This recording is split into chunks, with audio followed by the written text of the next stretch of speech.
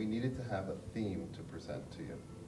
That when we worked themeless, we did not make order out of the chaos, but we made more chaos out of what tried to be order. Random order. It did not work. It was all over the place, and we videoed it. So we're videoing it today because we decided that we'll have some wonderful teaching implements at some point for people to use to see not so much what to do, but to look at this and say what not to do because of all of the various interactions that and the dynamics that take place. So, my dear. Yes, I'd like to speak a little bit, since we don't know where we're going with the paint and the board, that it is not obviously pure improvisation. There's a wonderful book I'd recommend called Free Play. It's new, it's in paperback, and it's by Nachmanovich, if you can get that. Nachmanovich. Free Play. There's a wonderful chapter on there, especially in something referred to as entrainment, which is really the synthesizing of one, two or more varying rhythmic systems. And Herb is a rhythmic system, as am I, and if we can blend something together, that causes the collaboration. Another book I would recommend on specifically children's collaboration is called Circle Learning. Do any of you know this book? It's by David Johnson and others, another Johnson and another name.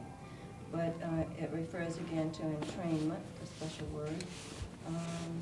Both of those I think are very worthwhile. I will be going to the board or just mentioning readings from a list of references that we have to give you.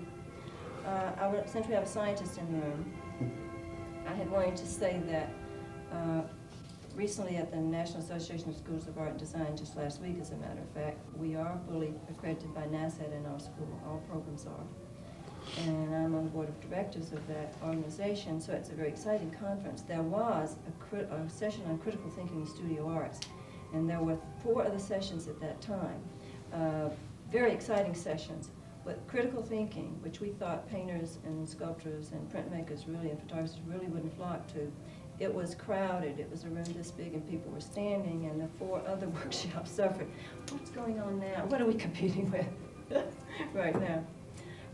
So the idea of the art historians as opposed to the studio people were really into it that day. I think it's very exciting. And the scientists also. I think it should be understood that all of us who are in studio arts today do get themselves into a study of critical thinking. This wonderful book by S-C-O-C-C-I-O, Scocio, and Barry.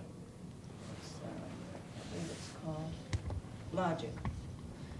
I would definitely recommend that. The point I'm making about our assuming critical thinking attitudes is that we do recognize problems, we get structure to the problems, we make assumptions, we make hypotheses in our minds, we test those hypotheses, we find whether it's great trial and error. We have some period of gestation and illumination to consider them, and finally we make a judgmental evaluation. All those things go on in critical thinking, whether it's the comparative analysis of 2 art history slides, and my understanding in talking to many scientists that that's what goes on. It certainly goes on in music and in the visual arts. So I'm going to make that point. Procedure? Well, before you do the procedure, it's interesting. When she talked about the nature of critical thinking in the arts, I need to remind you that most artists are not dealing with the same language that your logical critical cognition thinkers do. There is the whole visual language, auditory languages in music. We're trained in the visual languages, which has an entirely different grammar, issues, structure, and apprehension. Sensation. And what you need to realize is that once you start talking art, you're translating into another language. As music. So, which is why oftentimes you run into the problem of not being able to explain art adequately. And I think that what you will see happening in here, and the reason that we gave out that piece of paper to you all is because sometimes there are going to be things happening in terms of the dynamics of the interactions which are really not verbally explainable. And I'd love for you to try to see when we're tolerating uncertainty, when there is the ambiguity. See, those are part of the language of the visual world. When we have delayed conclusions, when we have the part of the art process that, see, in logic, you have an immediate sequence of a response because it fits. The equivalent to that in the visual world is experienced as dead time, because it's an incubation period allowing a random database to sort itself through. And because of the nature of the human experience, it is not done with that rhythm of the equal rhythmic patterns that logic has. If you think about logic as a rhythmic form, it is a very even, structured force. And cumulative for the most part. Right. Cumulative.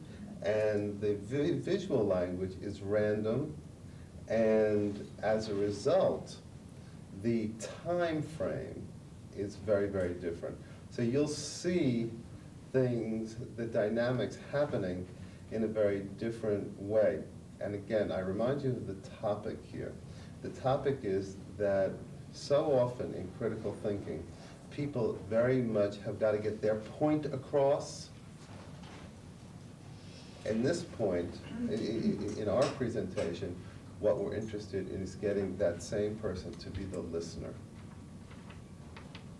to allow themselves to take in an experience rather than to give out an experience. And in the taking in of the experience, you allow that gathering of the new data which will incubate. So you're a part of this, because you are going to have a visual experience along with us.